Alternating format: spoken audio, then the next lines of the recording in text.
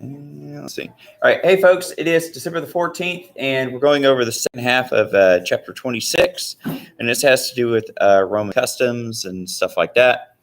We are going to lecture today, tomorrow, and Wednesday, but there'll be no lecture on Thursday and Friday. Yeah. All right.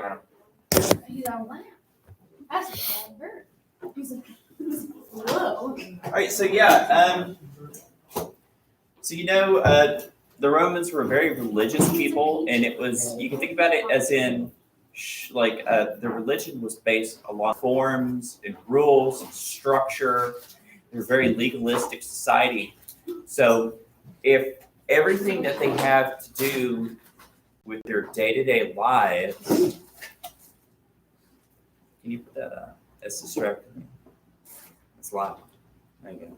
If everything they have to do in their day-to-day lives has to do with laws regarding like how they live, how they buy and sell, how they go to war, it makes sense that their religion and their cultural practices would have so many rules as well. So here we see a Roman augur in the center. We have a Roman marriage, and of course, an augur is somebody who's supposed to not only do things like their job isn't necessarily so much as far as like educating people on Roman religious practices, but practicing seeing them, right? So they're like the head priests. So they do the sacrifices. They would do things like watch the flights of birds and things like that in order to like portend the future. Girls, y'all okay?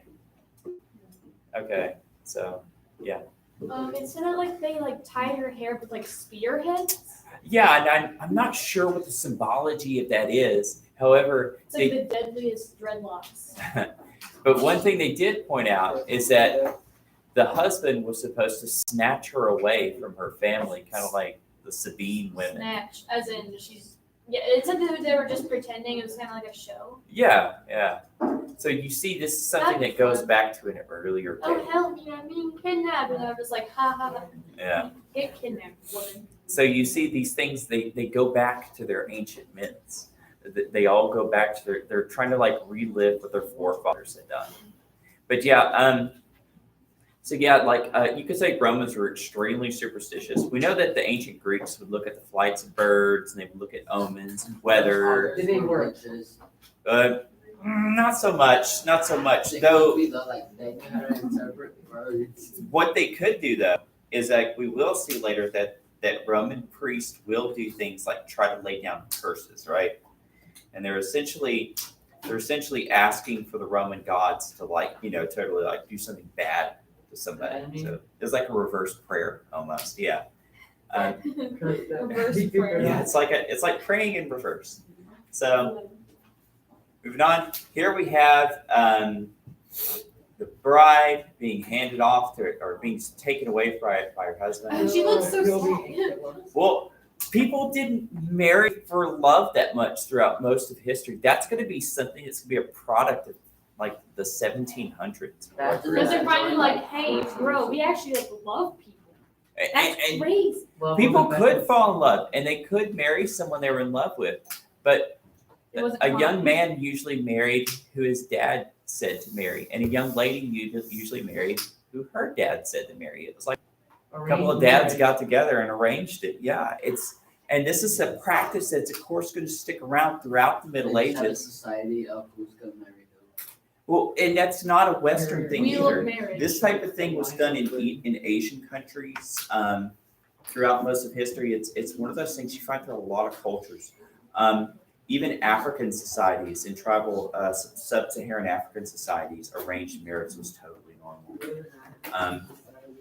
So moving on, here we have, she's wearing, of course, her veil, usually dressed in white, going up to the altar. Marriage in all cultures has almost always been a religious endeavor.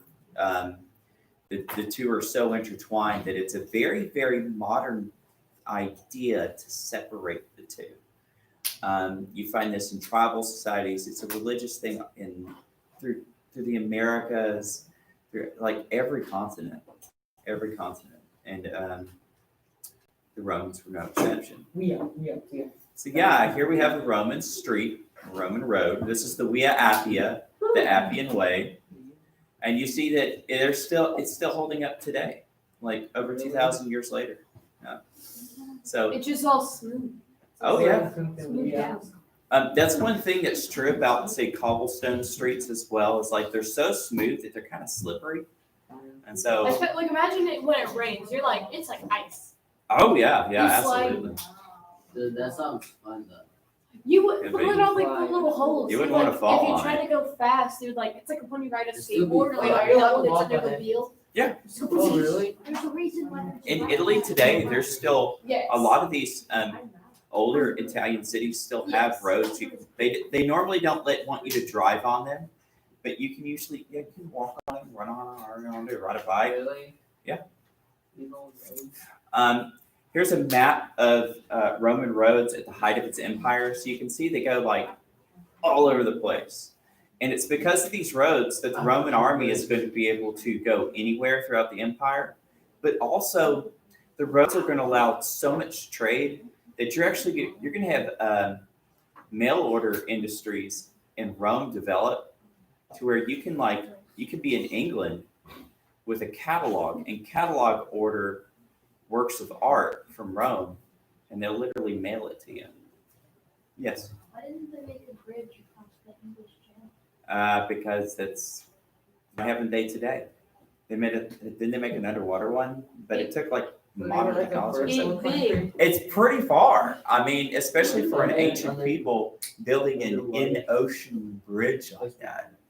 I don't know how you would do it. Okay, so how did this turn into like third world country Middle Ages Europe? Oh, there's a lot of different reasons they think.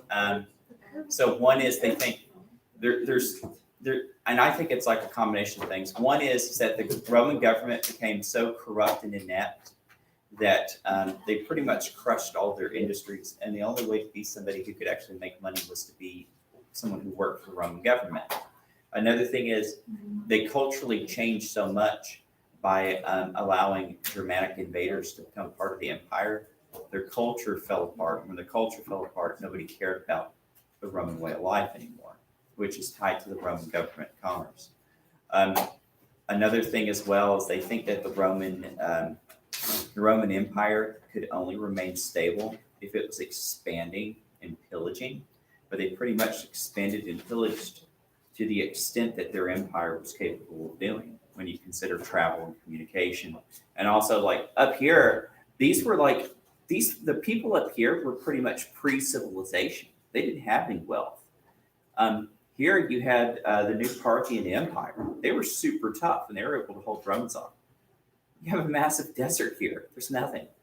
So, and they weren't major seagoers, so they pretty much couldn't go anywhere else. Further into the Balkans. why Well, didn't they just they're- build? Go But to they- America. The thing is though, Conquer Ireland. the Scythian people were the most advanced people there, and they were known for like cannibalism. They didn't even have hardly any works of art. They had no cities. They had no wealth. There was just people. So you're telling me further into the Balkans. Yeah, but what would you get? What'd you get? Nothing. More sea. More trees and snow. I mean, mountains. Lots of More mountains. taxes. More oil. Well, there was nobody to tax. They could tax them for like fur. I mean, I don't Taxes know, honey. forever. Yeah, there just wasn't anything. But yeah, the roads were very good for the Roman legions to travel upon. And of course, like the book said, they were known for making tunnels, bridges, and stuff like that through marshes, over hills, whatever it took. Making roads was a very important job. It was, they had to have trained engineers to do this. They had trusted government officials oversee it. And they had teams and teams of slaves make these things. And here you see it's multi-layered, and they dug in deep so that they could have this road to be lasting, firm. Here you had drainage ditches all around it, stones on the top. And there's things like sand, stone, crushed stone, cement. And so it gives it some flexibility, but some strength as well. Because the ground shifts. Here you see these guys with this giant millstone type thing, just dragging it to make sure it packs the sand down. They're bringing in layer by layer, leveling it off. Here you have guys clearing out trees and roots and stones. So it was a slow, grueling process, but they were doing this for their future generations. Remember, the point of your life was to help Rome and, of course, your family as well. Here's another one. I don't know how this works, though. How come we get in trouble for being? I don't know, because you're not building a road. Yeah, because we're not getting paid for it. Well, you gotta be careful now. You gotta call it what 411. Make sure you're not digging up an electric cable. It looks like one of the balancing things that you use it Hey, it for. kind of does. Maybe that's a level. Yeah. They mark it with a spray paint That's and a very flag red. now. It's a very ready red. They got them. I guess they don't believe That it. was wearing pants. Barbarian. Barbarian. Oh goodness, it probably is. Like, oh, hey, let's go do it. Neat. I used to do it. All right, kids. So we only have a few terms today.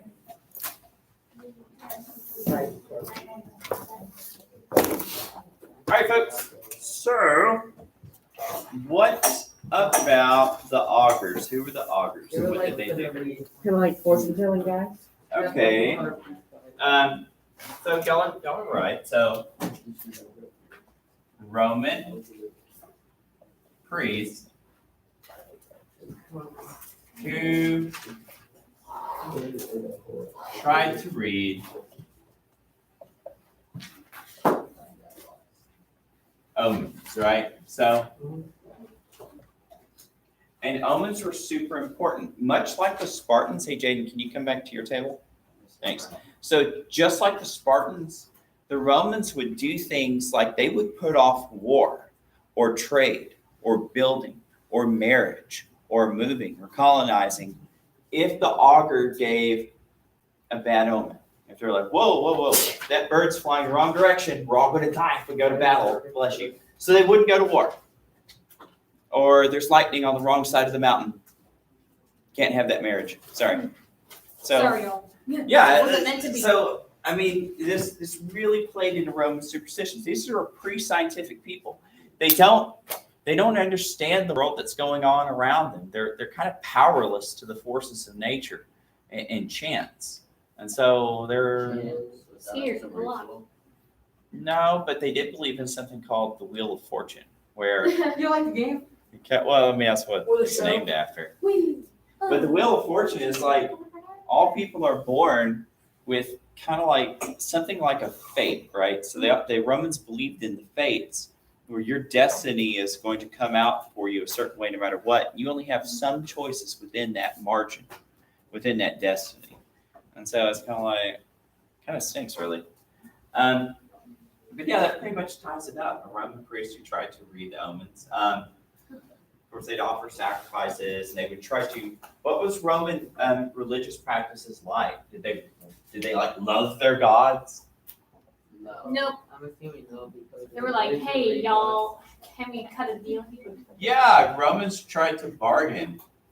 Try to bargain with their god. Yeah, You try to bargain with a Christian god, he is a prick. Unless it's a prick. Because that isn't bargaining, that's politely asking. Bargain. Trying to bargain with a Christian god is more like, well, yeah, with a pagan god, it was It's like kinda trying to just buy like- them off. It's like, hey, here's a fat cow, and I promise I'll do things Here's you a really, fat really cow. like. Like I'll have some guys go fight in the gladiator games, Jaden. Over this direction. You're in class still. You're not in drawing her book class. Okay. All right. So building. So what did the Romans like to do with the places they were at? They like to. build Build roads. Yeah. Built lasting and expensive roads. But why? Because they want to get their like. to get troops everywhere. Yeah, Actual troops. to mobilize troops.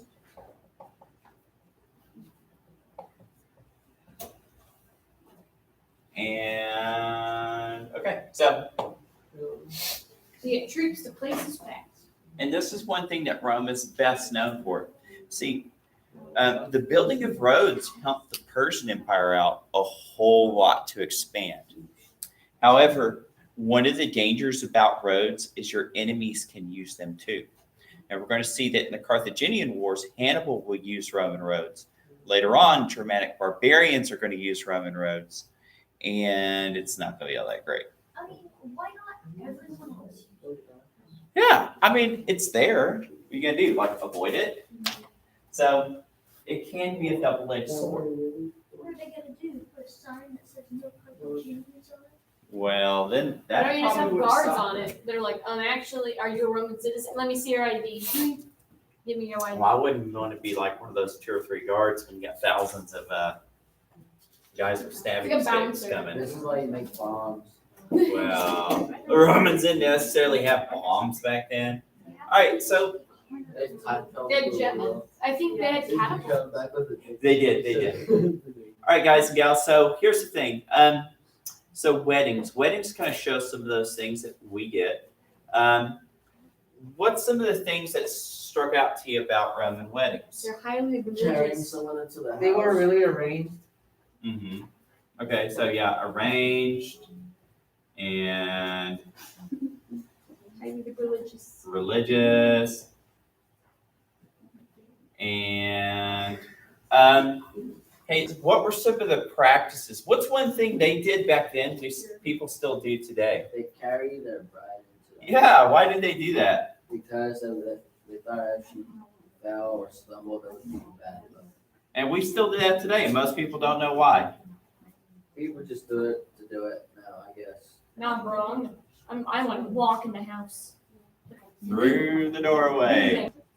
So yeah, they believed that what the Furies or whatever. Fur. No, not furries. Furies were watching through the door. Wait. Equals Okay. thief. So, and of course, they relived what the snatching of the Sabine women. It was something that they also had the augurs. They're looking for bad fortunes and stuff like that. The wedding was held with the family of the bride, and so today, traditionally, a lot of families of the bride will try to pay for the wedding for their daughters. So you see something carried on there. Only the father pays for it. Yeah. And so that's another thing too. You got to remember, it was the dads who were in charge of just about everything. So we get this. Of course, we also get other things like, spilling of salt, like they said. Whenever somebody sneezes, you say "bless you," because it's seen as something that's a bad luck, or you could say "Gesundheit," or whatever. So, yeah, or bless you. Could I say good bless you? Good bless you. I guess you could, but that would be, Yay. it'd be a strange kind of English. But yeah, it's a pretty short lecture today, kids. We're gonna have another one on Tuesday and Wednesday, but not on Thursday and Friday. So see you later. We'll go over next chapter tomorrow. So